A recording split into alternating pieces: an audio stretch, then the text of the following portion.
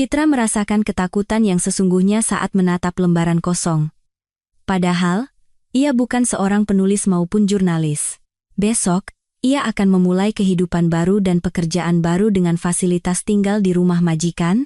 Sang majikan adalah seorang pengusaha kaya dan berpengaruh yang jelas, tidak pernah pusing menghitung kekayaannya. Tanpa basa-basi, pria itu langsung menyampaikan syarat-syaratnya melalui telepon. Saya butuh seorang perawat pribadi dengan ijazah psikoterapis untuk mendampingi putri saya 24 jam sehari. Saya punya villa di kawasan Sentul yang sangat nyaman dengan fasilitas hidup yang luar biasa. Anda akan mendapatkan kenyamanan penuh, tetapi selama 3 bulan masa percobaan, Anda tidak akan mendapat 1 hari libur pun. Gaji yang besar akan mengimbangi semua ketidaknyamanan sementara ini. Pria yang memperkenalkan diri sebagai Bapak Budi Hartono itu menyebutkan nominal honor yang membuat kaki Citra lemas. Dalam sebulan, pendapatannya akan setara dengan gajinya di rumah sakit selama setahun, termasuk semua bonus dan tunjangan. Mereka sepakat bahwa Citra akan mulai bekerja 3 hari lagi. Selama waktu itu, ia akan mengemas barang-barang pribadi yang diperlukan, menyiapkan peralatan medis yang relevan untuk sesi terapi dengan pasien, dan kemudian ia akan diberi hak untuk membuat daftar semua hal lain yang mungkin dibutuhkan dalam pekerjaannya. Mobil akan menjemput Anda di depan lobi apartemen tepat jam 8 pagi. Nama sopirnya Denny. Tolong kirimkan alamat Anda ke nomor ini. Bapak Budi Hartono mengucapkan setiap kata dengan tajam dan jelas. Seolah sedang mencetak koin, Citra bahkan berpikir bahwa setiap menit pria ini mungkin bernilai emas dan perak, saking profesionalnya. Namun, ia justru menyukai sikap itu. Ia tidak suka pembicaraan yang bertele-tele dan tidak menghargai orang dari ucapan manisnya, melainkan dari tindakan mereka. Di usianya yang ke-26, ia tahu betul bahwa waktu akan menempatkan segalanya pada tempatnya dan menunjukkan siapa diri seseorang sebenarnya. Dan inilah dirinya, Citra Handayani, seorang psikoterapis dengan ijazah cum laude, keindahan dan kebanggaan fakultas, harapan para dosen. Di SMA, saat teman-temannya yang berkarakter ringan beterbangan dari diskotek ke bar, ia mati-matian belajar. Masuk ke fakultas kedokteran di universitas negeri, hanya bisa dijamin sebagian oleh nilai rapor yang cemerlang, ujian masuk yang ia lewati, dengan nilai sempurna, menjadi penopangnya. Uang di keluarga Pak Subroto, seorang pekerja pabrik, dan istrinya, Ibu Lucy, seorang penjual di toko kue, tidak cukup untuk pendidikan yang serius. Bukan berarti orang tuanya adalah pribadi yang terpinggirkan. Ayahnya hanya minum di hari-hari besar, tidak menyukai kebiasaan buruk itu, dan tidak pernah menghabiskan gaji untuk mabuk-mabukan bersama rekan kerjanya. Berasal dari desa terpencil yang jauh, ayahnya pindah ke kota ketika semua lahan pertanian di kampung halamannya dibeli oleh pengusaha untuk dijadikan kawasan industri. Sebuah perusahaan besar membangun pabrik pengolahan susu dan daging dengan format baru dan lini teknologi paling inovatif. Pak Subroto sempat ditawari pekerjaan di sana, tetapi ia menyimpan dendam pada para pemilik baru itu, yang seenaknya menggusur pemakaman tempat orang tuanya dan orang tua Ibu Lucy dimakamkan, yang seenaknya meratakan desa mereka, hingga menjadi puing-puing, sebuah monumen arkeologis dari kehidupan mereka yang telah lalu. Dalam hati, ia tahu itu setimpal.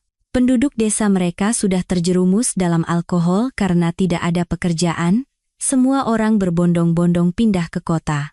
Hanya ia dan Lucy yang bertahan demi gubuk dan sejengkal tanah mereka. Namun, akhirnya mereka pun menyerah. Saat itu Citra berusia 14 tahun. Begitulah ia menjadi anak kota. Dengan uang hasil penjualan tanah dan rumah, mereka membeli sebuah apartemen 2 kamar di gedung tua di pinggiran Jakarta. Bangunan bata merah itu kokoh dan kuat, sepertinya akan bertahan lama. Pak Subroto diterima bekerja di sebuah pabrik dengan tangan terbuka. Gajinya tidak besar, tetapi keluarga mereka bisa hidup pas-pasan. Ibu Lucy cepat berteman dengan para tetangga. Merekalah yang memberitahunya ada lowongan di toko kue karena penjual yang lama baru saja pensiun. Lucy yang pekerja keras diterima dengan baik dan tidak pernah diganggu. Kebahagiaan berakhir dalam sekejap. Pak Subroto menjemput istrinya dari toko kue dengan mobil kijang tua mereka. Sebuah truk box roti yang besar dan canggung sedang berputar di halaman, lalu menabrak mobil kecil mereka tanpa menyadarinya. Nasib tragis, pengemudi dan penumpangnya tewas di tempat. kehidupan Citra di kota dimulai sebagai seorang yatim piatu. Dulu, Citra sangat bersemangat pergi ke sekolah, selalu suka belajar. Buku-buku tentang hubungan antar manusia ia lahap dalam semalam. Begitu tertariknya ia pada bagaimana para tokoh akan bertindak dalam situasi sulit ketika dihadapkan pada pilihan. Di panti asuhan, tempat ia tinggal setelah tragedi itu, ia sempat terpuruk, tetapi kemudian menyalurkan kesedihannya pada belajar, agar tidak terus teringat pada orang-orang terkasih yang telah tiada. Setengah tahun kemudian, ia diangkat oleh orang tua asuh. Namun, hubungan yang hangat dan tulus tak pernah terjalin di antara mereka. Ia memang pindah ke kontrakan 2 kamar mereka, setidaknya bukan panti asuhan, di mana semua anak memimpikan keluarga dan orang tua, bahkan di usia remaja, tetapi ia lebih sering bermimpi untuk segera dewasa dan hidup sendiri. Gadis naif yang lugu ini, Citra, mencoba menilai orang dari perilaku mereka, menebak bagaimana seseorang akan menunjukkan dirinya dengan mempertimbangkan sifat dan karakternya seorang psikolog otodidak. Ia semakin suka berpikir bahwa seseorang bisa diubah, garis perilakunya bisa digeser, bisa diyakinkan. Di kelas 11, Citra sering menghabiskan waktu di perpustakaan, membaca karya-karya Freud, Jung, Bandura, Galperin, Vygotsky, dan Bechterev. Teman-teman sekelasnya bahkan tidak tahu nama-nama itu. Ia meraih nilai cemerlang di sekolah dengan susah payah, duduk berhari-hari dan bermalam-malam di atas buku pelajarannya. Prestasinya tidak melibatkan hadiah atau sogokan kepada guru, tidak ada yang bisa membayarnya. Murid berbakat itu mendapat nilai tinggi dengan tulus dan murah hati. Teman-temannya tidak mengganggunya karena keanehannya, mereka sudah lama menyerah pada sifat eksentriknya. Padahal, ada alasan kuat untuk memberinya perhatian lebih. Citra sangat cantik, memiliki sihir kewanitaan yang bisa mengubah pria menjadi budak, pengagum, dan pemuja begitu melihat sosok langka dengan kesempurnaan fisik seperti itu. Rambutnya yang seindah padi matang bergelombang jatuh di punggungnya yang lurus. Mata hijaunya yang teduh dengan pupil gelap seolah mengajak siapapun untuk tenggelam dalam kedalamannya. Bentuk tubuhnya yang sintal menciptakan aura sensualitas. Pergelangan tangan dan kakinya yang ramping menyiratkan darah biru. Pesona, keanggunan, kehalusan alam tidak beristirahat pada penampilan luarnya. Hanya saja, Citra sendiri seolah tidak menyadari semua itu. Ia terus-menerus menggerogoti granit ilmu pengetahuan dan mengabaikan tatapan penuh hasrat dari kaum pria dari segala usia. Setelah menerima ijazah, sebagai seorang yatim piatu yang berprestasi, pihak Universitas Kedokteran merasa kasihan padanya. Kehidupan gadis ini dramatis, kita bisa membuat pengecualian untuknya, carikan tempat di jalur beasiswa. Ia lulus ujian masuk dengan nilai sempurna tanpa bimbingan belajar atau biaya apapun. Ia kembali tinggal di apartemennya yang tersisa setelah kematian orang tuanya, hak milik pribadi, tidak ada yang bisa menggugat atau mengambilnya. Ia berpakaian sangat sederhana, tidak modis, tentu bukan seperti orang-orangan sawah, tetapi menganut gaya klasik yang sedikit menutupi pesona alaminya. Ia sama sekali tidak memperhatikan pria di sekitarnya, saking terpesonanya dengan psikologi. Namun, suatu hari ia jatuh ke dalam perangkap seorang playboy berpengalaman. Vino juga tampan, ironis, berani, dan tak terduga. Dengan itulah ia berhasil memikat Citra, ia jatuh cinta setengah mati.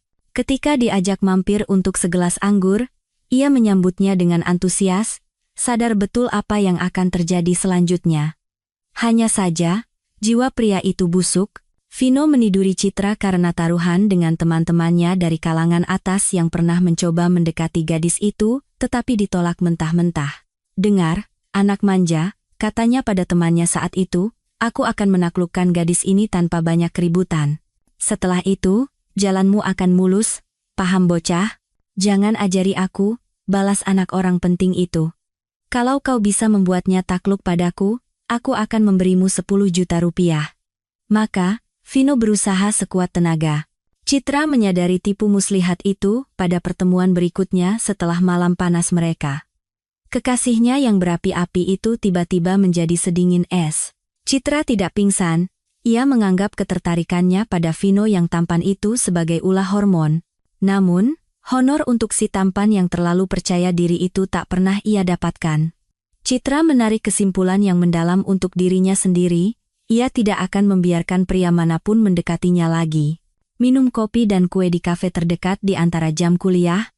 Tentu saja. Pergi ke bioskop bersama seluruh kelas? Kenapa tidak?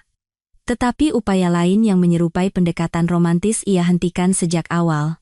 Ada banyak pria yang mengantre, tetapi mereka hanya berharap sia-sia, semua mendapat penolakan telak. Masalah dokter muda itu tidak berakhir setelah menyelesaikan kursus teori. Ia mendapatkan tempat di program residensi di sebuah klinik psikoterapi bergengsi. Di sana, ia dengan rakus menyerap setiap kata dari idola barunya, Kepala Departemen Rehabilitasi, setelah gangguan kognitif serius. Sang kepala departemen mengajarinya banyak hal, menugaskan pasien-pasien sulit kepada residen yang penuh perhatian itu, dan kemudian membantunya mendapatkan rujukan ke tempat bergengsi lainnya. Di sana, pelecehan dari kaum pria berlanjut. Yang pertama, atau lebih tepatnya, elang yang gigih, adalah salah satu dokter yang memiliki pengaruh profesional di klinik tersebut. Ia tidak bertele-tele, memanggil spesialis muda itu ke ruangannya. Kita perlu makan malam bersama hari ini untuk membahas prospek karier Anda di institusi kami. Beritahu orang di rumah bahwa Anda tidak akan pulang malam ini. Begitulah katanya, langsung, tanpa basa-basi, blak-blakan bahwa kariernya hanya bisa diraih melalui tempat tidurnya. Citra menolak undangan itu dengan tegas dan tanpa penyesalan, yang segera ia bayar mahal. Ternyata sebelum kedatangannya, persediaan obat penenang yang berada di bawah pengawasan ketat selalu aman. Tetapi setelah ia datang, pil-pil mahal itu mulai hilang berkotak-kotak.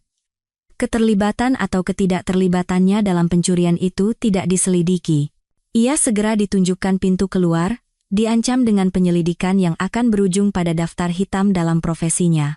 Kasus berikutnya terjadi di sebuah unit gawat darurat spesialis tempat ia bekerja. Timnya memiliki fokus yang sempit, dipanggil untuk mengatasi agresi perilaku yang menyebabkan perkelahian, penganiayaan terhadap kerabat, atau keadaan afek sementara. Pasien mereka adalah orang-orang di ambang batas, berada di antara diagnosis waras dan tidak waras, hidup di antara serangan gangguan jiwa dan masa remisi. Mengapa mereka tidak diisolasi dari masyarakat? Ada banyak alasan. Kadang-kadang kerabat menebus mereka, kadang-kadang pasien itu sendiri mampu membayar dengan uang dan koneksi untuk menghindari kecurigaan akan ketidakwarasan mereka. Citra sebelumnya tidak tahu ada layanan medis seperti itu di kota. Ia bisa masuk ke sana berkat telepon dari dosen yang melindunginya selama residensi. Perjalanannya mengunjungi orang-orang aneh, begitu timnya menyebut mereka, berakhir setelah sebulan. Suatu kali, ia berada dalam satu tim dengan kepala kantor mereka. Ia juga terkadang ikut serta dalam razia psikologis, mengatakan bahwa ia sudah lama tidak ke sirkus dan ingin mencari hiburan. Citra muak dengan sinismenya, tetapi tidak punya pilihan. Setelah shift yang cukup tenang, sang atasan menawarkan untuk mengantarnya pulang. Kantor mereka terletak di luar kota, bus pertama baru akan datang 1 jam lagi, dan semua orang lelah setelah malam tanpa tidur. Dengan bodohnya, wanita muda itu setuju, tetapi sang atasan tidak menuju ke kota, melainkan membawanya ke hutan terdekat. Manis? Aku tidak suka basa-basi, ia menghembuskan napas berbau alkohol ke wajah Citra. Si brengsek itu tidak takut apa-apa. Setelah menenggak setengah botol whisky di dalam mobil, Citra langsung ingin keluar dari mobil, tetapi pria itu hanya tertawa. Separuh kota ini mendapatkan surat keterangan waras dariku jika diperlukan.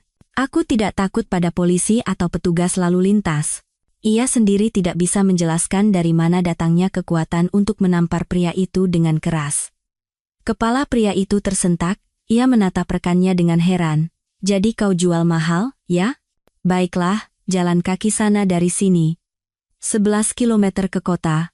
Sambil jalan-jalan, dinginkan kepalamu. Wanita sok suci tidak punya tempat di timku. Tanyakan saja pada karyawan wanita kami yang manapun. Sekarang, enyah kau. Citra tidak bertanya apa-apa kepada siapapun.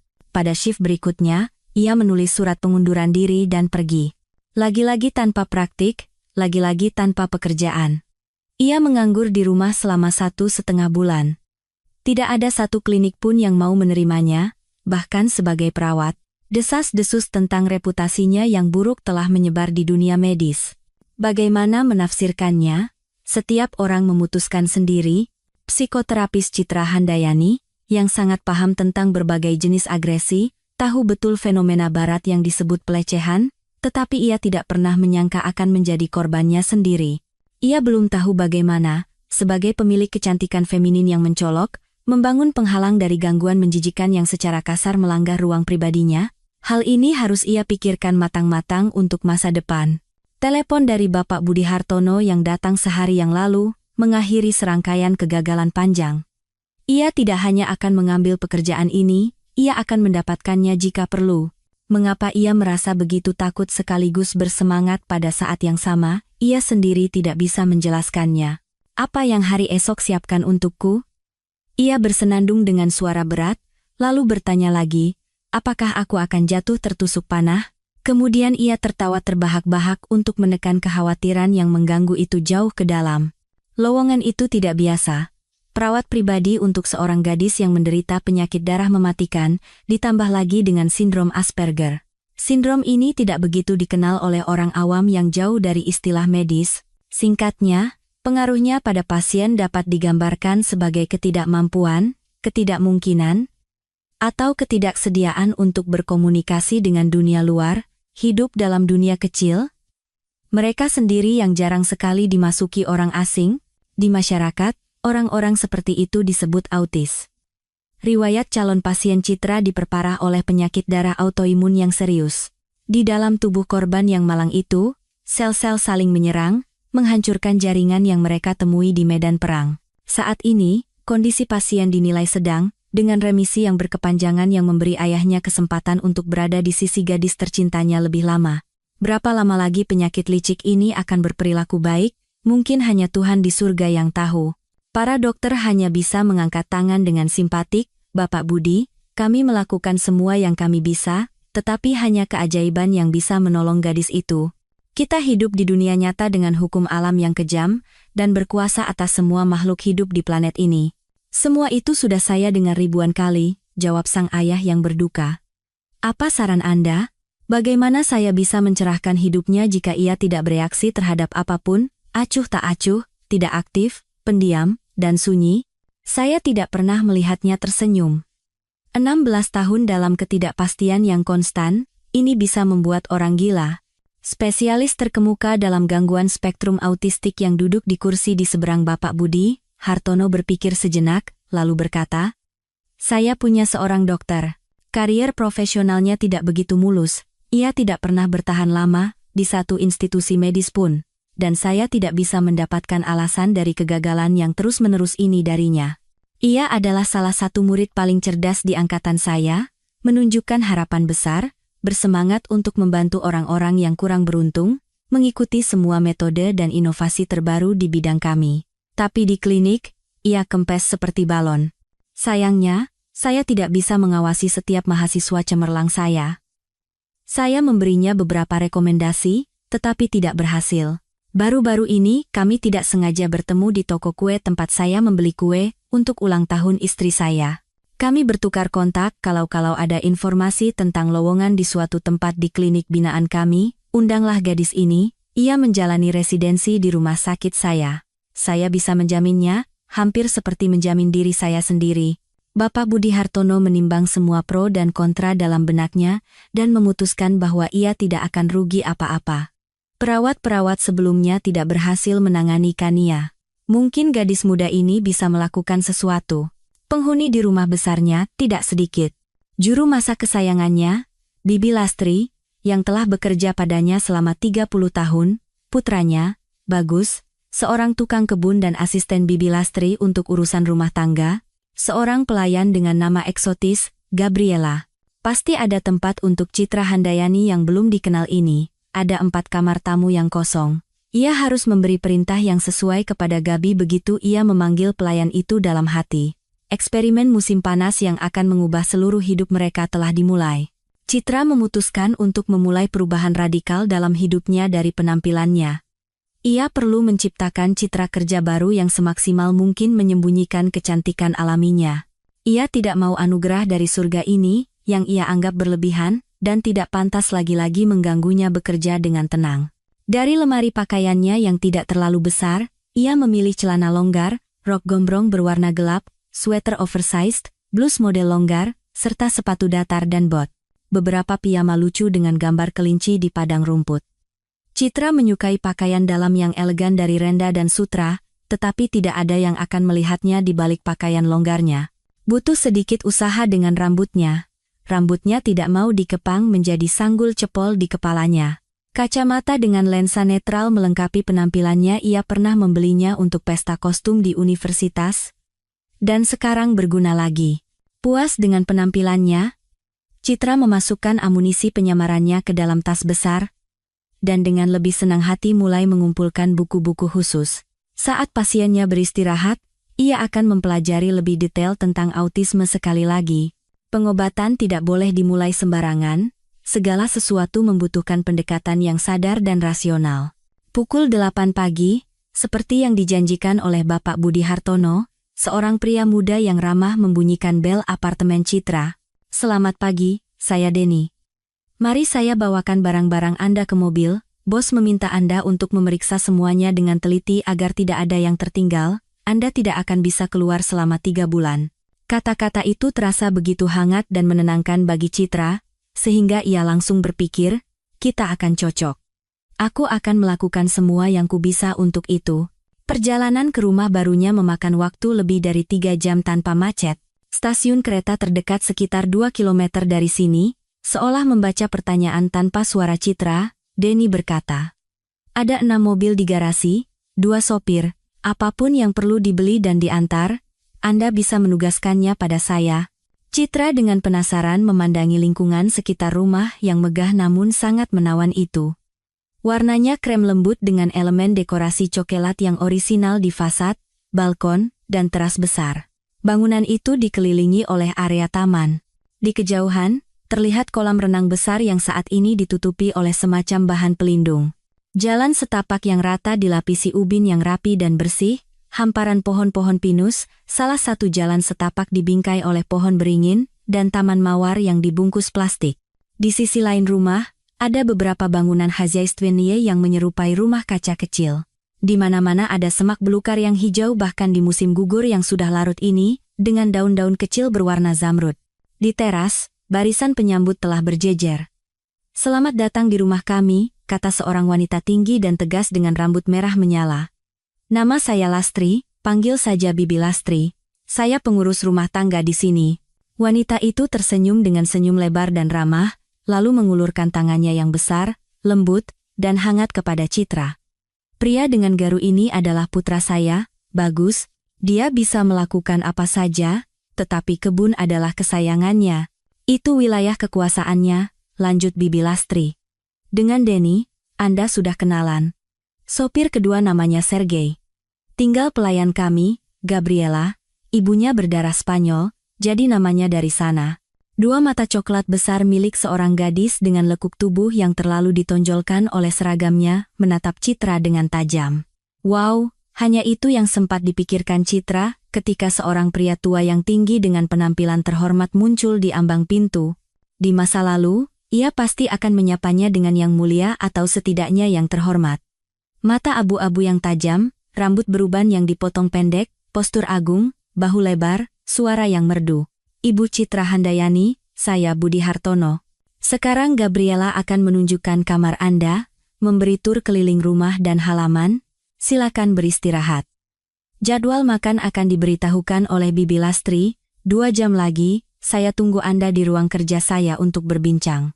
Jika saya puas, saya akan memperkenalkan Anda pada putri saya, Kania." Ia berbalik dan menghilang ke dalam rumah. Bagus mengambil barang bawaan Citra, Gabriela memberi isyarat untuk mengikutinya, dan hanya Bibi Lastri yang tersenyum menenangkan padanya. "Makan siang jam 2 siang. Tuan rumah tidak suka keterlambatan. Nanti kita bisa berkenalan lebih dekat. Sekarang Anda punya urusan yang lebih penting." Citra berjalan mengikuti Gabriela, hampir tidak mendengarkan gumaman pelan pelayan itu. Ia sangat terkesan dengan kamarnya, yang memiliki kamar mandi dan toilet pribadi, dengan jendela-jendela besar yang menghadap ke taman, serta perabotan yang elegan sekaligus nyaman seperti di rumah sendiri. Ia belum tahu bagaimana hidupnya akan berjalan di rumah ini, tetapi ia sudah sangat ingin menjadi bagian darinya dan berguna. Hubungan Citra dengan orang tua asuhnya baik-baik saja, tetapi entah karena pengaruh zaman modern, Atau karena minat mereka dan generasi yang lebih tua sangat berbeda, mereka sangat jarang bertemu. Komunikasi mereka terbatas pada panggilan telepon basa-basi seperti, "Nak, kamu gimana kabarnya? Baik-baik saja? Kami juga baik-baik saja." Dialog biasanya berakhir di situ atau beralih ke pembahasan acara bincang-bincang di TV atau gosip tentang tetangga. Citra merasa sesak dalam kerangka yang membosankan itu. Mereka bertemu pada hari ulang tahun, mampir sebelum tahun baru dengan hadiah. Tetapi untuk menceritakan pada ayah dan ibu betapa sulit dan kesepiannya ia di dunia ini, hal seperti itu tidak pernah terpikirkan. Ia sudah dewasa, mandiri, sudah terlepas. Ia tidak memiliki kedekatan emosional khusus dengan orang tua asuhnya, di mana satu untuk semua dan semua untuk satu. Generasi yang lebih tua tidak memahami pilihan profesinya. Namun, mereka menyetujui kepindahannya ke apartemen dan memulai hidup mandiri. Putri angkat mereka tidak lagi mengomel tentang waktu luang mereka yang dihabiskan di depan TV sambil ngemil kuaci tanpa usaha untuk mengembangkan intelektualitas. Darah yang berbeda, takdir yang berbeda, jalan yang berbeda, di rumah besar yang indah ini, Citra merasakan semacam persatuan di antara penghuninya. Belum setengah jam ia di sini, tetapi ia sudah ingin tinggal lama. Lelah setelah monolog panjang, Gabriela membawanya ke pintu ruang kerja Bapak Budi Hartono, berkata sambil lalu, "Kita panggil nama saja, ya, aku nggak suka formalitas, kita kan bakal ketemu tiap hari di sini. Jangan langsung masuk ke ruangan bos, ketuk dulu. Dia nggak suka orang yang sok akrab." Citra mengangguk, menyetujui panggilan kamu dan berterima kasih atas petunjuknya. Gabriela pergi, melenggangkan pinggulnya dengan gemulai, dan psikoterapis itu berpikir, pantas saja nimfa ini begitu berusaha. Pasti ada target perhatiannya di rumah ini, yang membuatnya selalu dalam keadaan siaga untuk memikat, menyihir, dan menaklukkan hati. Jangan-jangan dia naksir bos? Syukurlah aku sudah mempersiapkan penampilanku yang sederhana, aku tidak akan begitu mencolok di mata penghuni rumah ini seperti yang sengaja dilakukan Gabriela. Biarlah mereka urus sendiri masalah itu, tugasku berbeda. Citra dengan tegas mengetuk pintu ruang kerja dan masuk setelah teriakan pemilik rumah. "Ya, masuk." Ruang kerja itu, bahkan bagi seorang praktisi yang belum berpengalaman tetapi sangat kuat secara teoretis, langsung disukai. Perabotan dari kayu mulia, rak-rak buku yang tak berujung, patung-patung elegan, pemandangan indah dalam bingkai-bingkai bergaya di dinding. Meja kerja dengan komputer besar, pusat musik dengan pengeras suara di sudut, lemari terpisah dengan CD. Ia belum mengenal Bapak Budi Hartono sama sekali, tetapi ruang kerja ini seolah berteriak, "Pemilikku bukan orang bodoh, ia terpelajar, berpendidikan, cerdas, dan sukses." Bapak Budi Hartono mempersilakannya duduk di kursi empuk di dekat meja kopi, tidak menunjukkan tempatnya sebagai bawahan di ruangan ini dengan menyuruhnya duduk di seberang mejanya. Ia membunyikan lonceng, memanggil Gabriela. "Tolong buatkan kami 2 cangkir kopi. Atau Anda lebih suka jus atau teh?" Citra dengan berterima kasih menerima kopi.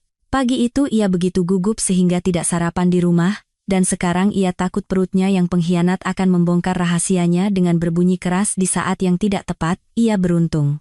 Bersama kopi, Gabriela membawa sebuah piring berisi kue kacang, sekotak coklat, dan sebuah kendi kecil berisi krim. Karena gugup, Citra melahap hidangan itu seperti anak serigala yang lapar, tetapi ia tidak melihat kecaman apapun di mata Bapak Budi Hartono. Ia menyukai ketulusan dan spontanitas pada orang. Ia bahkan tersenyum, "Sambutan kami kurang baik, ya. Hari kerja pertama Anda, baru datang dari perjalanan, bahkan teh pun tidak ditawarkan."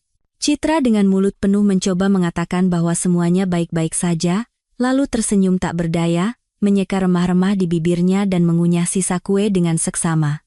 "Maafkan saya, ini karena gugup. Jadi saya langsung melahap makanan manis. Terima kasih kopinya, mari kita kembali ke urusan kita."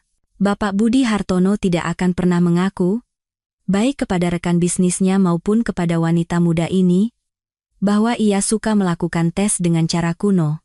Pendekatan ini ia pinjam dari ayahnya, seorang petani sederhana yang seumur hidupnya mengolah tanah dan menanam biji-bijian.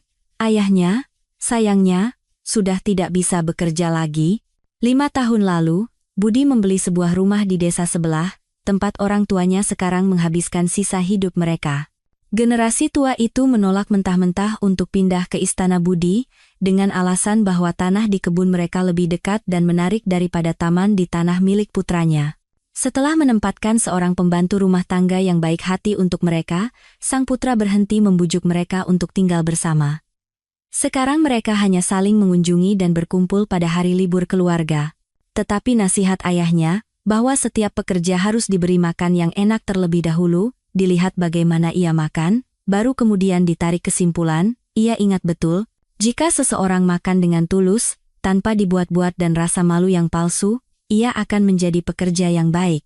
Jika ia berkata tidak lapar, hanya mengambil beberapa remah dari meja untuk sopan santun, maka ia akan bekerja dengan lesu.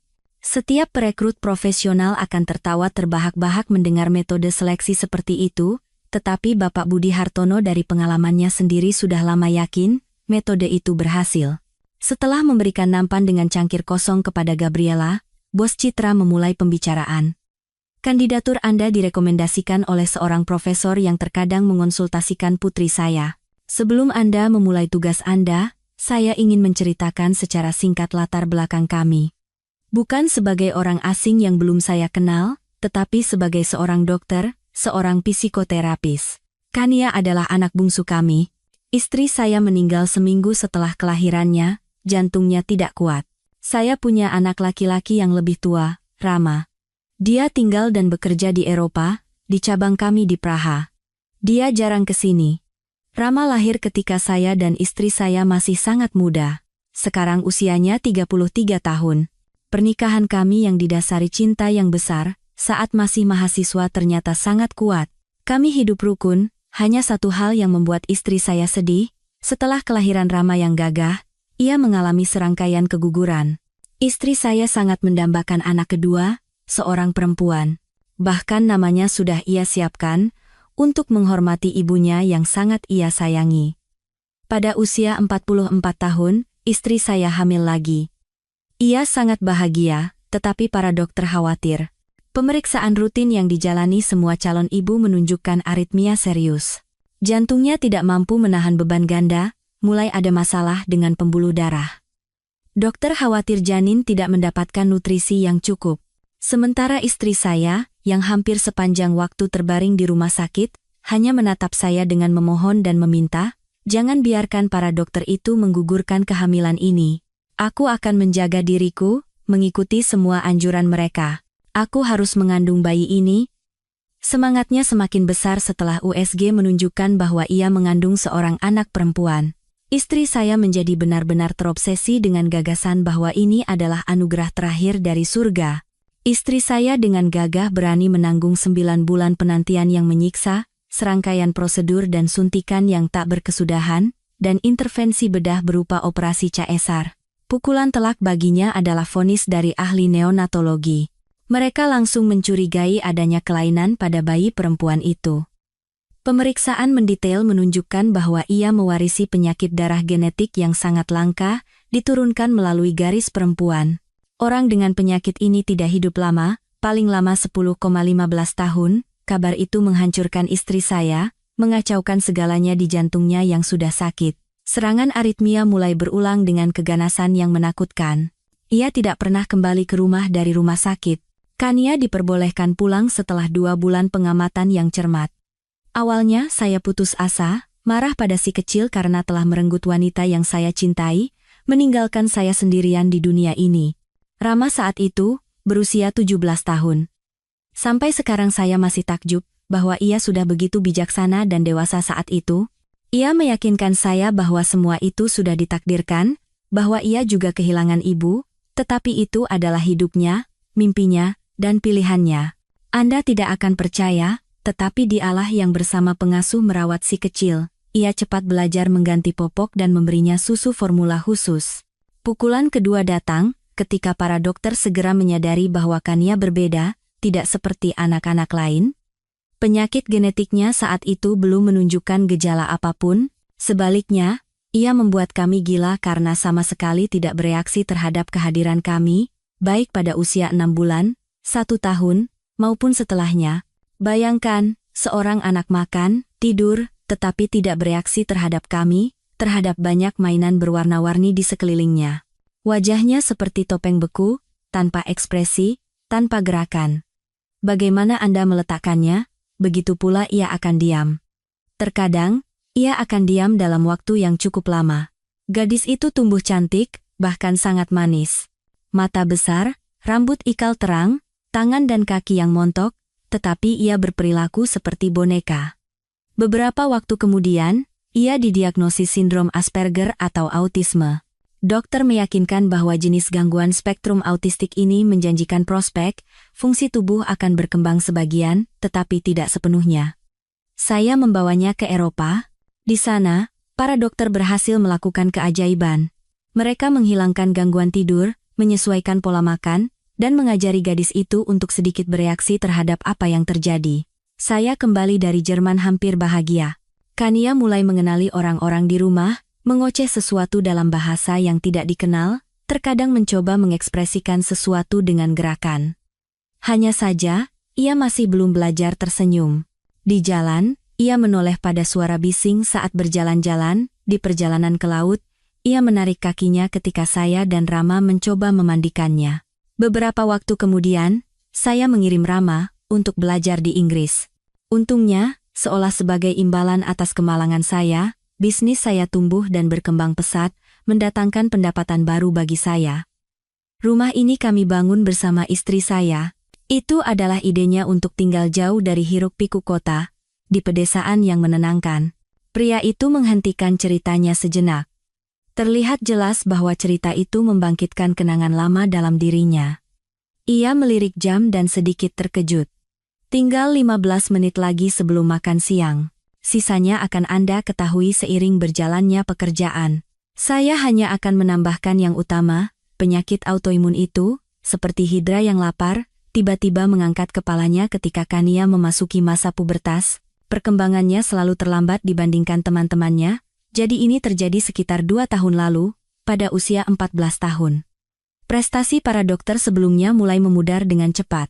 Tampaknya penghancuran jaringan dan sel oleh agresor internalnya sendiri juga menyebabkan aktivitas otaknya tertidur. Beberapa puluh kata yang sebelumnya ia ucapkan dengan lancar, terlupakan, ia kembali acuh, tak acuh terhadap sekelilingnya. Gadis yang dulu senang berjalan-jalan dengan Bibi Lastri di udara segar, bahkan berenang di kolam dengan bantuan bagus, telah melupakan semua keterampilan itu. Semakin sering ia tidak mau diangkat dari tempat tidur. Sekarang ia hanya bergerak dengan kursi roda. Hampir tidak makan apa-apa. Berat badannya turun. Saya mengerti, Ibu Citra, bahwa Anda bukan penyihir atau Tuhan. Para dokter sudah meramalkan bahwa gadis itu tidak akan hidup lebih dari setahun. Proses penghancuran di tubuhnya yang rapuh semakin cepat. Bagi saya, tugas Anda adalah untuk meringankan kepergiannya ke dunia lain. Saya tahu ini tidak mungkin, tetapi saya masih bermimpi agar ia tersenyum, menatap taman kami, penghuni rumah, langit, dan matahari. Mungkin saya terlalu banyak berharap dari Anda. Citra terkejut. Tidak. Dengan tugas yang diberikan kepadanya di sini, ia akan melakukan semua yang ia bisa, menerapkan semua pengetahuannya. Di mata pria itu, terpancar rasa sakit dan putus asa yang begitu dalam. Ia berbicara dengan begitu tabah tentang putrinya yang akan segera meninggalkan dunia ini, sehingga darah psikoterapis yang diundang itu seolah membeku. Inilah pagar tinggi, rumah mewah, di mana di dalamnya selama bertahun-tahun kemalangan hidup dengan nyaman, mengabaikan wajah-wajah menyenangkan orang-orang yang membangunnya. Makan siang itu luar biasa. Bibi Lastri memasak begitu lezat, sehingga Citra tidak sadar telah melahap semua yang ditawarkan, bahkan meminta tambah salad yang sangat tidak biasa. Atas pertanyaannya yang tak terucap, di mana Kania? Beberapa orang langsung menjawab, Kania makan siang di kamarnya, kata Bapak Budi Hartono. Kita akan menemuinya setelah makan siang. Aku sudah menyiapkan bakso dan kentang tumbuk kesukaannya untuk anak manisku, tambah Bibi Lastri. Aku memetik seikat bunga aster warna-warni dari belakang rumah di hutan, sahut Bagus. Aku rasa Kania hanya peduli pada mereka. Hanya Gabi ayah Kania pernah memanggil pelayan itu dengan nama itu di ruang kerja, dan Citra langsung mengadopsi julukan itu, lebih pendek dan sederhana yang makan dengan konsentrasi, menatap piringnya, Nasib Kania sepertinya tidak terlalu mengganggunya, jika memang mengganggunya sama sekali. Aku harus mengawasi gadis lincah ini, pikir Citra. Dia menyiapkan kamarku dengan sempurna, tidak ada keluhan. Tapi apakah ada niat buruk darinya terhadap pasienku? Dalam bekerja dengan penderita autisme, semua cara baik dan semua hal sepele bisa menjadi sangat penting.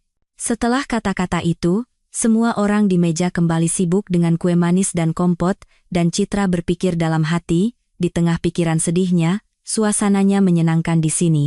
Pelayan makan semeja dengan majikan, semua orang mendoakan gadis itu sebisa mungkin, semua berusaha mencerahkan hidupnya. Lamunannya terputus oleh suara Bapak Budi Hartono. Ibu Citra, apakah Anda siap menemui pasien Anda? Wanita itu dengan antusias menjawab bahwa ia sudah tidak sabar, dan ia tidak berbohong sedikitpun. Di kamar Kania, tirai ditutup, suasana remang-remang, dan ada semacam kesuraman dan keputusasaan. Citra langsung mencatat dalam hati bahwa ini harus diubah. Jelas sekali di sini tinggal orang yang sakit parah, tetapi menekankannya dengan dekorasi seperti ini jelas tidak perlu. Gadis itu tidak bereaksi sama sekali terhadap kedatangan mereka. Saat itu, Bibi Lastri membawa nampan dengan hidangan favorit pasien Citra. Psikoterapis itu memutuskan untuk tidak menunda-nunda pekerjaannya. Bapak Budi, Bibi Lastri, izinkan saya menyuapi Kania sendiri, sekaligus kita bisa mengobrol. Tinggalkan kami berdua, Kania, ini dokter barumu, Ibu Citra. Dia akan berada di sisimu hampir sepanjang waktu. Kau tidak keberatan jika kami meninggalkan kalian berdua? Dan lagi-lagi, tidak ada reaksi yang berarti. Gadis itu dengan patuh membuka mulutnya saat melihat makanan, mengunyah dan menelan seperti boneka, tetapi Citra tetap memulai monolognya. Aku bukan dokter, aku bukan perawat untukmu, Kania. Aku lebih suka status sebagai teman. Aku akan berada di sisimu atas kemauanku sendiri, meskipun aku dianggap sebagai karyawan bayaran. Aku akan jujur padamu, aku akan tinggal bersamamu secara gratis. Sejauh ini, aku sangat menyukai segala sesuatu di rumahmu yang indah ini, tempatnya, orang-orangnya, dan kamu. Besok kita akan merombak kamarmu. Aku tidak berpikir itu akan buruk bagi kesehatanmu. Untuk sepersekian detik, Citra merasa seperti melihat sesuatu berkelebat di mata gadis itu, semacam secercah reaksi, tetapi semuanya dengan cepat padam lagi. Atau mungkin itu hanya permainan cahaya dan bayangan di dalam ruangan. Sang dokter memutuskan untuk memikirkannya nanti di kamarnya. Untuk saat ini, ia memakaikan pakaian hangat pada pasiennya, dan membawanya dengan kursi roda ke halaman, agar ia bisa menghirup udara segar musim gugur. Sejak saat itu, hari-hari di rumah itu berjalan sesuai dengan skenario yang sudah lama ditetapkan. Pagi hari, Citra dan Kania sarapan bersama di kamar gadis itu, kemudian ada infus dan suntikan yang tak terhindarkan untuk melawan manifestasi kelainan genetik. Wajib berjalan-jalan selama 2 jam di taman, di mana Bagus selalu dengan penuh kasih merawat tanaman, makan siang di ruang makan besar, di mana Citra menghabiskan waktu bersama penghuni rumah lainnya, lalu menyuapi Kania. Tidur siang terapeutik untuk pasien, dosis obat baru yang menetes perlahan melalui infus selama beberapa jam. Makan malam. Kali ini di hadapan Bapak Budi Hartono, yang pada hari kerja sepenuhnya sibuk di kantor, dan pada malam hari serta akhir pekan banyak bekerja di ruang kerjanya. Lelah dengan prosedur yang tak berkesudahan, pasien biasanya sudah tertidur lelap pada pukul 10 malam. Sementara Citra berulang kali mempelajari karya-karya rekan-rekannya yang berhubungan dengan masalah autisme. Tidak ada kemajuan dalam hal menjalin kontak yang lebih dekat dengan pasien, baik ke arah yang lebih buruk maupun lebih baik. Kondisi gadis itu tetap stabil. Citra terus-menerus berbicara dengan Kania tentang segala hal, menceritakan plot buku-buku fiksi favoritnya, membacakan puisi, menunjukkan reproduksi lukisan dari album besar yang berwarna-warni. Sebenarnya, kata berbicara di sini tidak tepat. Sang dokter melakukan monolog abadi, sementara gadis itu mendengarkannya dengan acuh tak acuh. Suatu hari, dokter yang mulai sedikit putus asa itu menemukan informasi dalam sebuah artikel asing bahwa untuk mengurangi manifestasi keterasingan pada penderita autisme, interaksi dengan dunia hewan bisa menjadi bantuan yang baik. Di rumah Bapak Budi Hartono, anehnya, tidak ada satupun hewan peliharaan. Setelah rapat umum semua penghuni rumah, diputuskan untuk mengambil seekor anak anjing dari jenis anjing besar, Entah kenapa, semua orang paling menyukai anak anjing Newfoundland dari Kanada. 2 hari kemudian, Danny membawa harta karun hitam berbulu dengan mata seperti manik-manik dari sebuah peternakan yang khusus membiarkan jenis ini. Anak anjing itu sangat menggemaskan. Dikatakan bahwa saudara-saudara kita yang lebih kecil tidak memiliki akal. Lalu apa yang memberitahu Timo nama lengkapnya Timotius, bukan nama keren seperti Bugs atau Lord? Nama ini lebih manis bahwa ia ditakdirkan untuk Kania. Begitu berada di kamarnya yang atas perintah Citra sudah lama memiliki suasana yang lebih ceria dengan banyak elemen cerah, Timo langsung menuju ke arah gadis itu dan menyentuhkan hidungnya yang basah ke telapak tangannya. Dan sang dokter yakin, di mata Kania ada reaksi yang berkelebat. Sekejap, tetapi ia tidak ragu, reaksi itu cerah dan positif. Untuk pertama kalinya, Citra merasa mereka berada di jalur yang benar. Menjelang Tahun Baru dan Natal, semua orang di rumah menantikan kedatangan Rama dari Praha. Citra belum mengenal pria muda itu. Ia hanya ingat kata-kata Bibi Lastri, anak emas kami. Kania benar-benar berubah ketika kakak laki-lakinya datang. Dia tidak bisa tersenyum, tetapi wajahnya seolah bersinar. Gabriela, yang hadir saat percakapan mereka, menambahkan, dan betapa tampannya Rama kita. Terhormat, sopan, bijaksana, tetapi secara fisik, ia adalah contoh tipikal pahlawan kekasih Hollywood. 2 Citra dalam satu wajah, itu sangat menarik. Bibi Lastri langsung menanggapi kata-katanya. Lebih baik kau ganti spray di kamar Kania selagi dia jalan-jalan dengan Citra. Pikiranmu hanya soal asmara saja. Kau salah sasaran, Gabi. Gabi, seperti biasa, pergi sambil melenggangkan pinggulnya, dan juru masak itu bergumam di belakangnya. Gadis itu benar-benar gila ketika anak bos pulang dari Eropa.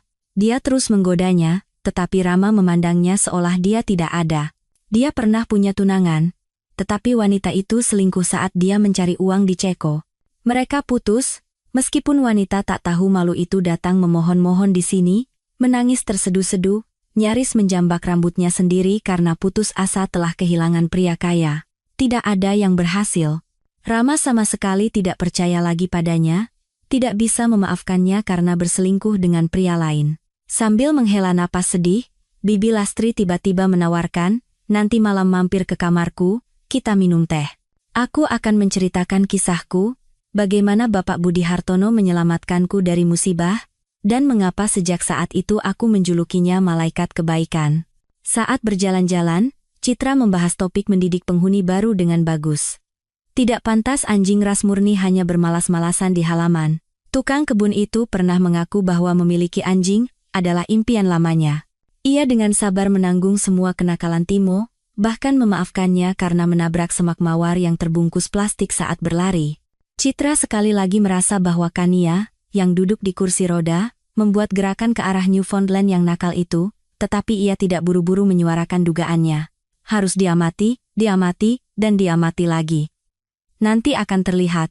Setelah makan malam, setelah memastikan Kania sudah tertidur lelap, ia menutup pintunya dengan tidak rapat dan mengetuk pintu sebelah.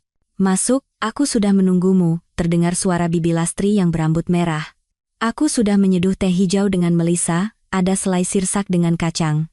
Sekarang kita akan berpesta. Citra pernah sekilas ke kamar juru masak itu sebelumnya, tetapi sekarang ia bisa mengamatinya lebih detail.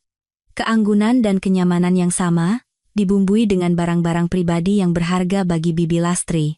Di dinding, banyak foto dalam bingkai, Bapak Budi Hartono, dengan istrinya, saat masih sangat muda, Kania dalam berbagai pose, bagus di taman, entah di dekat gazebo, atau kolam renang. Seorang pria muda tampan di atas kuda, itu Rama kita. Tampan, kan? Gabriela tidak bohong. Semoga Tuhan memberinya kebahagiaan. Dia sama seperti ayahnya, sibuk dengan bisnis.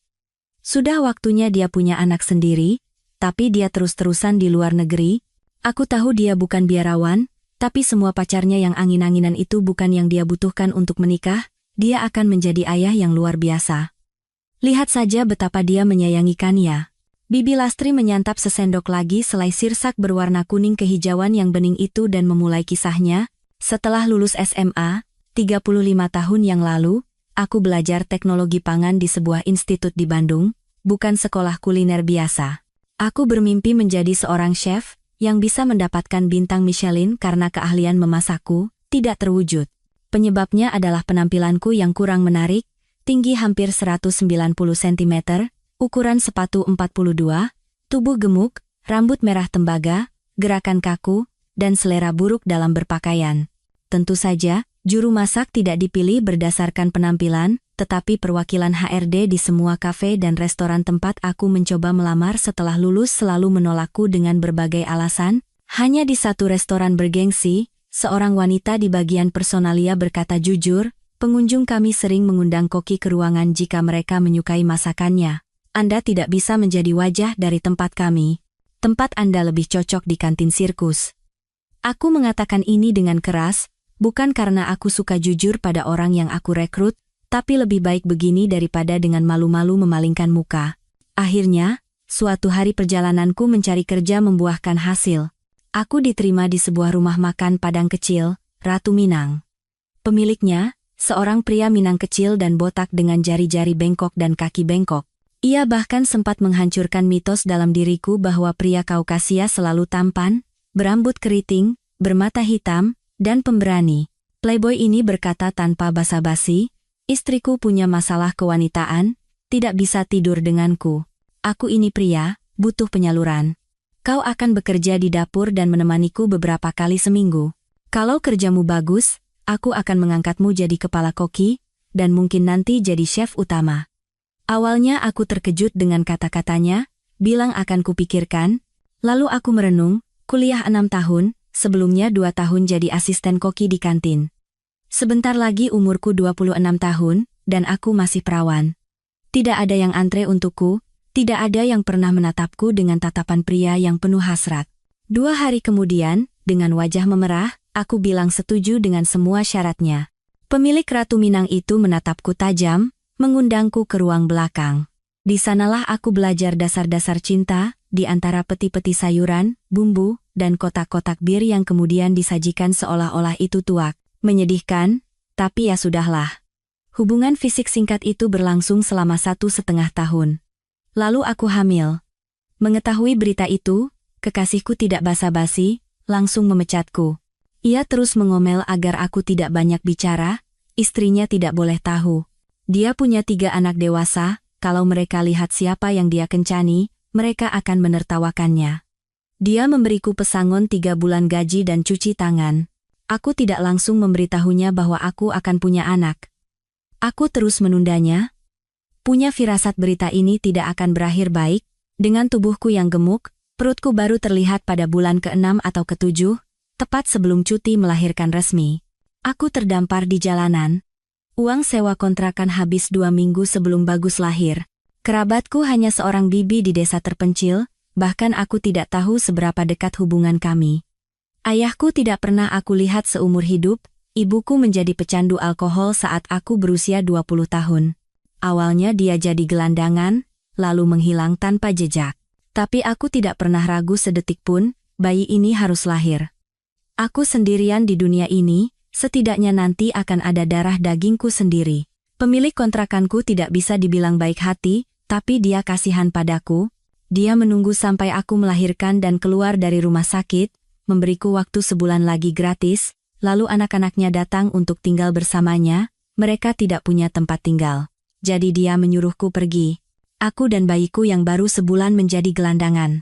Seminggu kami bertahan di sebuah hotel kumuh, tapi anakku rewel. Isolasi suara di gedung itu buruk, tamu lain mulai mengeluh kami mengganggu tidur mereka di malam hari. Kami pergi tanpa tujuan, aku duduk dengan barang-barangku dan buntalan berisi Bagus di sebuah halte bus antar kota, memutuskan untuk pergi ke pedesaan yang jauh. Siapa tahu ada rumah kosong, uang di dompetku hanya cukup untuk hidup seminggu. Ketika sebuah jeep gelap yang mahal berhenti di dekat halte, aku bahkan tidak langsung sadar bahwa pengemudinya bertanya padaku. Aku sedang menangis terseduh-seduh. Bapak Budi Hartono itu dia saat itu sedang membangun rumah di daerah ini, mencari sebuah toko bahan bangunan khusus yang baru saja dibangun di jalan raya.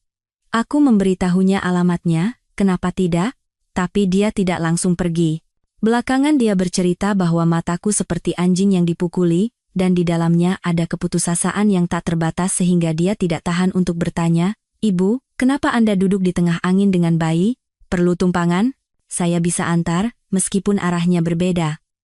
Aku tidak tahu bagaimana, tapi aku menceritakan semua masalahku kepadanya dalam beberapa kalimat, seperti pengakuan dosa. Dia bergumam, berpikir beberapa menit, lalu bertanya, Anda juru masak, katamu? Profesional? Saya sedang mencari spesialis seperti itu. Saya perlu memberi makan 2 tim pekerja setiap hari. Kami bisa menyediakan sebuah kontainer yang hangat untuk Anda tinggali. Tentu saja aku tidak berpikir sedetik pun. Hari sudah menjelang malam. Bus terlambat. Daripada tidur di ladang dengan bagus di atas rumput kering, aku mengumpulkan barang-barangku yang sedikit dan masuk ke dalam mobil yang hangat. Tidak ada rasa takut atau khawatir sama sekali. Aku terbiasa bekerja, aku mencintai pekerjaanku. Bukan dewa yang membakar pot. Bibi Lastri menghentikan ceritanya yang panjang dan menuangkan teh wangi lagi untuknya dan Citra. Ia membawa piring berisi kue-kue kering yang tersisa dari makan malam. Ia melirik Citra sekilas. Apa aku membuatmu bosan dengan ceritaku, Dok? Tentu tidak, Bibi Lastri. Jarang sekali ada yang berbicara dengan begitu tulus padaku, mempercayakan rahasianya. Aku sangat berterima kasih atas keterbukaan ini. Kalau begitu, aku lanjutkan, kata wanita itu. Selanjutnya, semuanya jauh lebih menyenangkan. Para pekerja menyambutku seperti ibu mereka sendiri. Mereka sudah bosan makan makanan kering. Aku langsung memasak soto ayam yang kental dengan tulang sumsum, membuat perkedel, memasak nasi di panci tanah liat dengan mentega. Ketika aku membawa kompot ke meja, Mandor tidak tahan, masakanmu luar biasa, Lastri, kami sudah lama tidak makan makanan seenak ini. Begini, teman-teman, perintahku, aku bekerja untuk 15 orang. Memberi makan orang sebanyak itu, tanpa dapur yang lengkap itu sulit, jadi kita akan bagi jadwal piket harian. Siapa yang bantu dengan kayu bakar untuk tungku, siapa yang mengambil air, siapa yang membantu juru masak dengan pekerjaan berat lainnya. Dia punya anak kecil, perlu disusui juga. Jadi, kalian semua harus punya hati nurani, jangan membebani wanita muda ini, dan jangan menyakitinya baik dengan kata-kata maupun perbuatan. Begitulah aku berada di halaman ini sekitar 30 tahun yang lalu, ketika baru fondasinya yang dibangun. Bagus, emas hatiku, tumbuh di sini. Setelah pembangunan selesai, aku tetap tinggal di rumah ini bersama pemiliknya. Saat itu, Bapak Budi Hartono dan istrinya sudah punya Rama kecil. Oh, betapa mewahnya meja yang aku siapkan untuk syukuran rumah baru mereka. Para tamu hanya bisa terheran-heran, di mana dia menemukan juru masak seperti itu. Berbagai macam orang pernah datang ke rumah ini, orang-orang penting dengan koneksi. Berkali-kali mereka mencoba membajakku ke rumah lain. Tapi mana mungkin, malaikat kebaikan dari surga datang padaku suatu malam musim gugur di halte bus, dan aku akan mengkhianatinya ketika orang lain menawarkan imbalan lebih. Kan ia lahir saat aku di sini. Bapak Budi Hartono menunjukku sebagai kepala pengasuh dan perawatnya, menaikkan jabatanku menjadi pengurus rumah tangga. Semua orang di sini sudah seperti keluarga bagiku. Bahkan si Gabi yang kosong itu, dengan impiannya untuk memikat Bapak Budi Hartono, tidak terasa seperti musuh. Begitulah ceritaku, Citra. Mungkin ini bisa membantumu dalam pekerjaanmu, memberimu petunjuk. Citra kembali ke kamarnya dengan termenung. Sebelumnya, ia sepenuhnya percaya pada stereotip, orang kaya berarti kikir dalam hal kebaikan hati. Di rumah Bapak Budi Hartono, ia melihat dunia lain yang penuh kehangatan, rasa hormat, dan keinginan untuk saling membantu dalam realitas kehidupan yang sulit. Keyakinannya yang membara untuk melakukan segalanya, agar Kania merasa sedikit lebih baik semakin kuat dalam benaknya. Mulai hari berikutnya, ia meningkatkan beban terapeutik untuk gadis itu, bersikeras agar prosedur pijat dilanjutkan, memutuskan bahwa itu sama sekali tidak membahayakan tubuh yang rapuh oleh penyakit, tetapi sebaliknya, meningkatkan tonusnya. Kania tetap tidak bereaksi terhadap perubahan jadwal. Hanya kehadiran anak anjing berbulu, Timotius, yang tampaknya sedikit menghidupkan wajahnya. Citra tidak menyerah. Ia membawa kursi roda dengan pasiennya keliling taman, mendudukkan Kania untuk mengamati sesi latihan Bagus dengan anjing itu. Bagus menjalankan tugas itu dengan serius. Timo kecil sudah tahu perintah duduk, tidur, tempat, kemari, jalan. Di rumah, Newfoundland itu hanya mengakui 2 orang sebagai tuannya, Kania. Di kakinya ia menghabiskan seluruh waktu luangnya, dan Bagus, yang memberinya makan dan mendidiknya. Hari-hari berlalu, liburan musim dingin yang disukai semua orang Tahun Baru dan Natal semakin dekat. Citra, Gabi, dan Bibi Lastri dengan senang hati menghias rumah yang sudah indah itu dengan komposisi cemara, karangan bunga berwarna-warni, dan patung-patung tokoh dongeng. Bagus memasang pohon Natal buatan di semua ruangan, menghiasinya dengan mewah dengan mainan-mainan mahal. Suasana hati semua orang penuh kegembiraan praliburan. 3 hari sebelum Tahun Baru, Citra tiba-tiba menerima telepon dari satu-satunya teman dekatnya. "Citra, kau akan pingsan. Aku punya berita besar. Aku akan menikah mendadak dan pindah ke Papua bersama kekasihku. Dia seorang insinyur militer, kami akan tinggal di dekat sebuah proyek besar di sana." Citra langsung merasa sedih. Ia dan Nita sudah seperti saudara, bersama sejak dari panti asuhan, selalu saling mendukung. Dan sekarang mereka akan berpisah. Sementara itu, temannya terus berceloteh di telepon. "Tanggal 30 Desember, aku adakan pesta lajang perpisahan di sebuah klub malam. Tanggal 2 Januari, pesawat kami terbang satu arah. Tidak ada penolakan, Citra. Aku juga sudah menyiapkan hadiah untukmu, gaun malam yang aku jahit sendiri, keren banget. Tentu saja tidak sepadan dengan kecantikanmu, tapi akan menonjolkannya dengan sempurna. Kalau saja Nita melihatku sekarang, dia pasti tertawa terbahak-bahak," pikir sang perawat. Baru-baru ini ia tidak sengaja mendengar komentar Gabi tentang dirinya. Pelayan itu menatapnya dengan jijik setelah makan malam dan menyimpulkan, psikoterapis kita itu tikus pucat yang kusam. Entah kenapa ada wanita tak berbentuk dan tak berwajah seperti itu. Mereka tidak berguna, pria pasti menjauhinya. Citra berjanji pada Nita akan menelepon kembali malam nanti dan pergi ke kamar Kania. Gadis itu, setelah makan malam yang mengenyangkan dan berjalan-jalan sebelumnya, sudah tertidur lelap, terbaring di atas bantal-bantal empuk. Ia merapikan selimutnya dan menyelinap keluar ke koridor. Percakapan dengan Bapak Budi Hartono akan sulit. Atas ketukannya yang ragu-ragu di pintu ruang kerja, pemilik rumah langsung menjawab, "Masuk. Saya baru saja selesai memeriksa dokumen malam ini." "Ada apa?" "Saya punya urusan tak terduga." Ia menjelaskan situasinya secara singkat, "Tapi saya akan menerima keputusan apapun dari Bapak. Masalahnya, orang yang dekat dengan saya akan pergi jauh untuk waktu yang lama. Kami tidak akan punya kesempatan untuk bertemu jika saya tidak bisa datang ke acara yang diadakan teman saya. Saya bukan sipir penjara, dan Anda bukan narapidana yang harus saya kurung, Ibu Citra. Anda sudah 1,5 bulan berada di rumah ini tanpa keluar.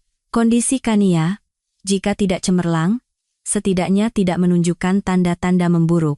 Saya puas dengan inisiatif dan eksperimen praktis Anda. Tidak ada satupun yang merugikan putri saya yang sakit. Tentu saja, pergilah ke kota. Saya beri Anda waktu 24 jam. Tanggal 31 Desember setelah jam 8 malam, Anda harus kembali ke sini." Dari ruang kerjanya, Citra tidak berjalan, melainkan terbang dengan sayap. Di dapur, Bibi Lastri sedang sibuk, dan perawat yang baru saja dibebaskan itu tidak bisa tidak berbagi berita dengannya. "Meskipun aku jelek," celoteh Citra, "tapi semua orang kan ingin sedikit keceriaan liburan. Lagi pula, kapan lagi aku bisa bertemu Nitaku?" "Kau jelek," balas juru masak itu, sambil tersenyum. "Simpan saja dongeng itu untuk orang lain, sayangku. Aku, wanita tua yang sudah banyak makan asam garam kehidupan ini, tidak akan tertipu dengan semua penyamaranmu itu. Aku sudah lama menebak bahwa kau menyembunyikan kecantikanmu di balik citra kusam dengan kacamata. Tapi jangan khawatir, rahasia ini akan tetap di antara kita. Jika kau melakukannya, berarti kau punya alasan. Profesimu tidak terganggu oleh semua penyamaran ini, dan urusanku adalah urusanku." Citra berbalik sambil berlari, kembali ke dapur dan memeluk sang ahli kuliner dengan hangat dan lembut. "Aku tahu sudah ada 2 malaikat kebaikan di rumah ini. Bibi Lastri, kebaikan hati dan kesediaanmu untuk memahami dan menerima tidak kalah dengan belas kasihan tuan rumah." Ia dengan malu-malu mencium pipi montok Bibi Lastri yang beraroma vanila dan apel, lalu bergegas menelepon Nita untuk memberitahunya kabar gembira. Mengingat Nita bekerja sebagai desainer di salah satu butik di kota, gaun untuk Citra ternyata sangat mewah. Sutra lembut berwarna biru tua yang memeluk tubuh menonjolkan setiap lekuk tubuhnya yang ramping, tanpa melupakan semua keindahan yang seharusnya dimiliki seorang wanita cantik. Belahan dada, dan belahan di kaki pas dan sopan, kalung mutiara, gelang, dan anting-anting yang diberikan orang tua asuhnya pada ulang tahun ke-25 sangat cocok dengan warna dan gaya pakaiannya. Setelah mendandani temannya di salah satu ruang ganti di butik, Nita terdiam karena kagum. Citra, kau akan menjadi dewi malam ini? Aku yakin tunanganku tidak akan goyah. Dia sudah melihat fotomu. Tapi semua pria lain akan bertekuk lutut di hadapanmu. Lihat saja nanti, aku lebih suka menjauh dari semua perhatian pria yang mengganggu itu, jawab Citra dengan getir. Cukup sudah pengalaman pahitku di bidang itu. Sepertinya pria baik-baik, jika bukan ksatria, setidaknya pria yang waras, sudah punah di dunia ini. Aku hanya bertemu dengan orang-orang yang berhasil membuatku kecewa untuk waktu yang lama. Aku akan pulang ke apartemen, merapikan rambut, kuku, dan lain-lain. Kita bertemu malam nanti langsung di klub. Tempat bernama Lampu Kota Besar itu menyambut Citra yang datang dengan taksi dengan penampilan yang luar biasa meriah. Pohon-pohon cemara yang dihias, lampu-lampu berwarna, dan pernak-pernik yang berkilauan di bawah cahayanya, para tamu yang berdandan mewah. Teman kesayangannya, Nita, salah. Di lantai dansa, di meja-meja, di bar, ada banyak wanita cantik sejati yang pantas menjadi primadona malam itu dan malam yang akan datang. Menjelang tahun baru, sepertinya semua orang berusaha tampil maksimal. Suasana sudah santai karena minuman beralkohol. Citra menghela napas lega, tidak ada yang peduli padanya. Tetapi ia terlalu cepat bergembira. Di salah satu meja, Vino, pria pertama dan satu-satunya dalam hidupnya, sedang bersenang-senang dengan teman-temannya dalam keadaan mabuk. Melihat Citra yang santai, mengobrol dengan Nita dan gadis-gadis lain, mata pria itu menyala dengan kilatan serakah. Gadis ini menjadi lebih cantik. Sia-sia aku melepaskan burung itu dari sangkar cintaku. Pacar seperti ini akan meningkatkan citra pria sukses manapun, pikirnya sambil tersenyum mesum. Malam ini aku akan menidurinya lagi. Memutuskan untuk membiarkan korbannya minum setidaknya satu koktail agar lebih penurut, Vino kembali ke teman-temannya, tetapi tidak melepaskan pandangannya dari Citra. Sekitar 1 jam kemudian, kesabaran Vino habis. Ia memutuskan untuk menghampiri dan memberi pelajaran pada gadis keras kepalanya itu, mempermalukannya di depan teman-temannya. Ia muncul tiba-tiba di belakang Citra dengan sapaan basa-basi. Wah, lihat siapa ini? Tanpa pengawal. Mau, sayang, aku jaga tubuh indahmu dari godaan pria lain? Citra terkejut dan menjauh dari Vino, tetapi ia tidak ingin merusak malam indah Nita, jadi, ia cepat-cepat bangkit dari meja dan membawa Vino ke arah bar. Apa maumu? Kita sudah lama menyelesaikan semuanya. Kembalilah pada orang-orang yang menemanimu di sini. Tinggalkan aku sendiri, tetapi menghentikan pria kurang ajar yang tampan itu, tidak semudah itu. Ia tidak berniat melepaskan niatnya untuk tidur lagi dengan wanita secantik itu. Ayolah, Citra, mari kita minum segelas anggur merah yang enak untuk pertemuan tak terduga ini dan berpisah sebagai teman. Aku tidak bermaksud membuatmu marah, hanya berpikir kau juga punya sesuatu untuk dikenang dari halaman-halaman novel singkat kita. Wanita itu dengan bijaksana memutuskan untuk tidak memperbesar masalah, karena kebetulan acak ini, dan dengan patuh mengikuti pria itu ke bar. Vino memesan 2 gelas anggur mahal dari koleksi impor, mentraktir coklat dan kacang berlapis gula. Ia dengan posesif merangkul pinggang Citra. Perhitungan pria itu sederhana.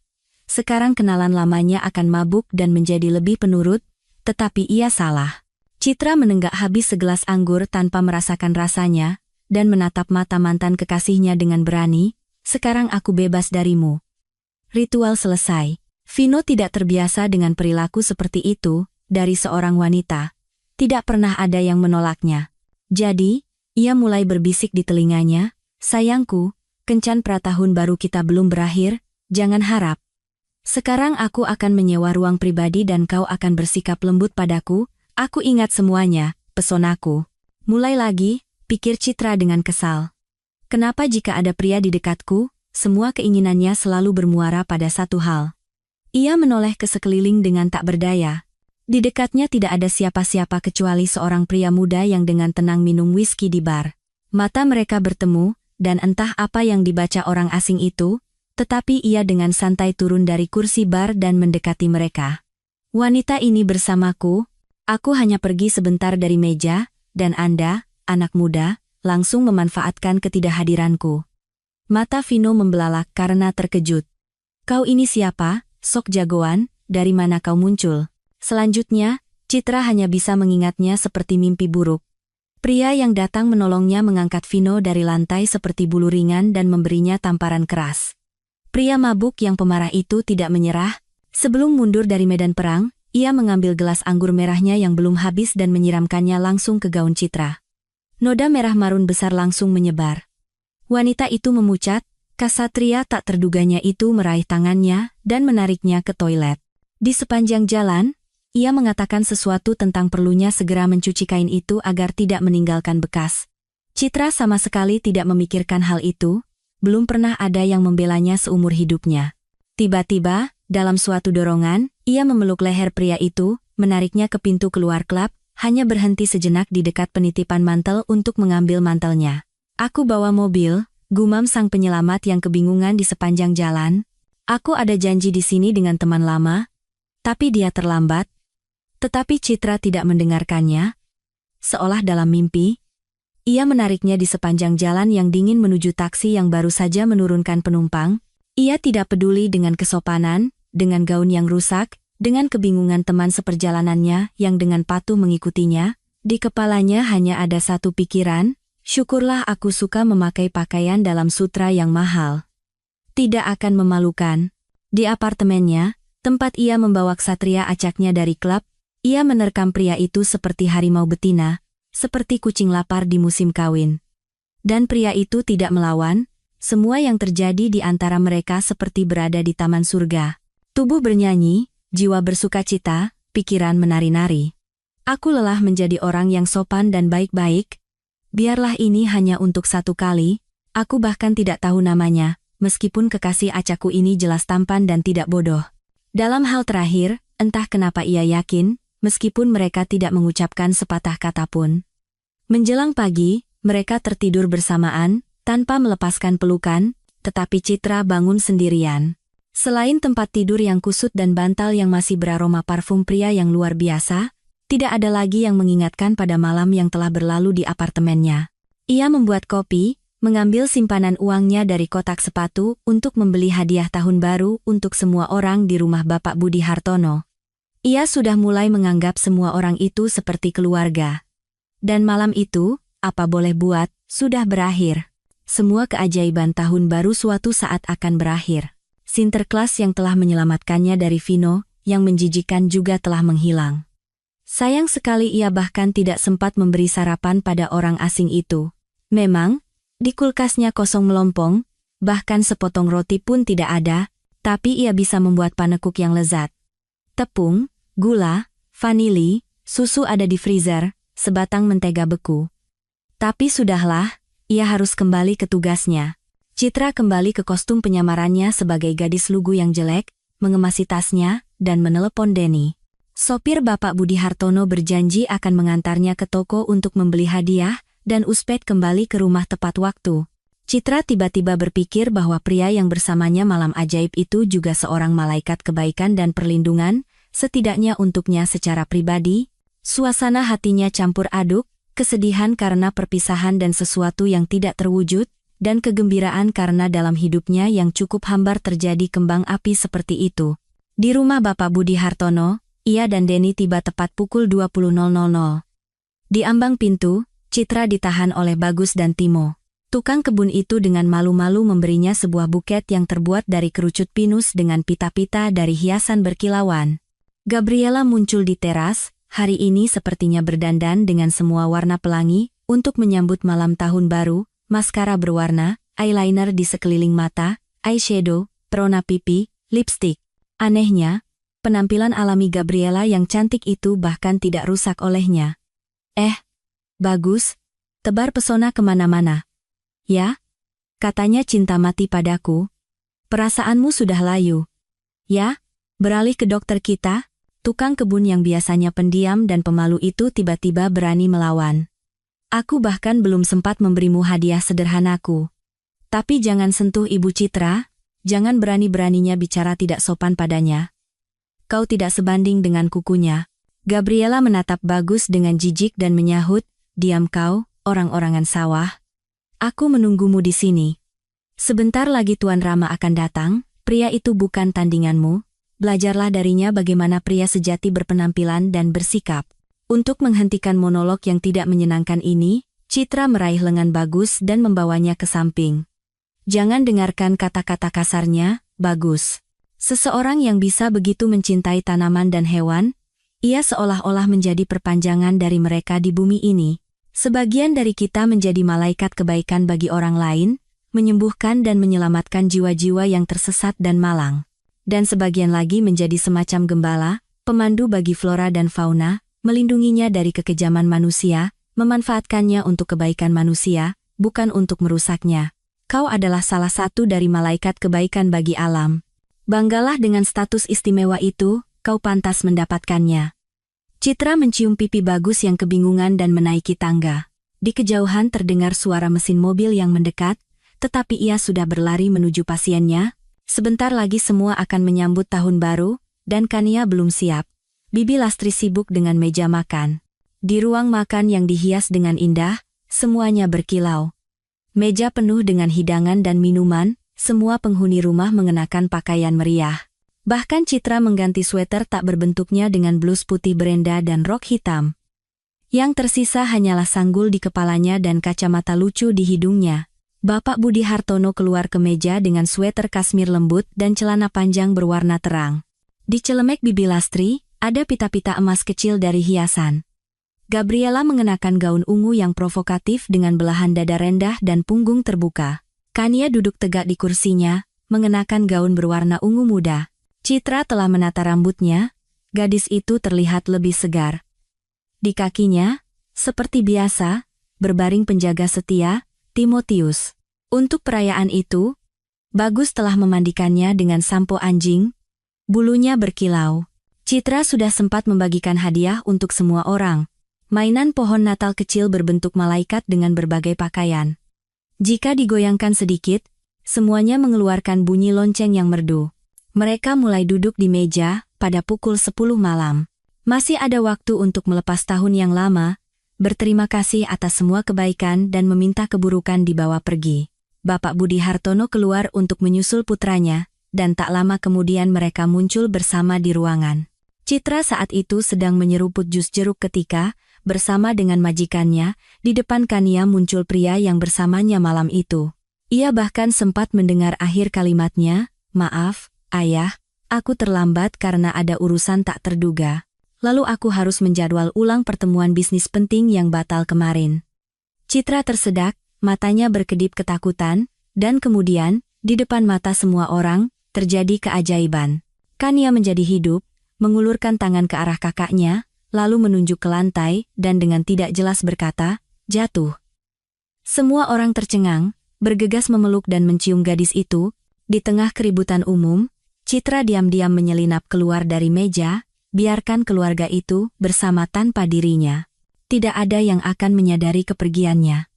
Dan ia perlu menenangkan diri setelah kejutan yang tak terduga.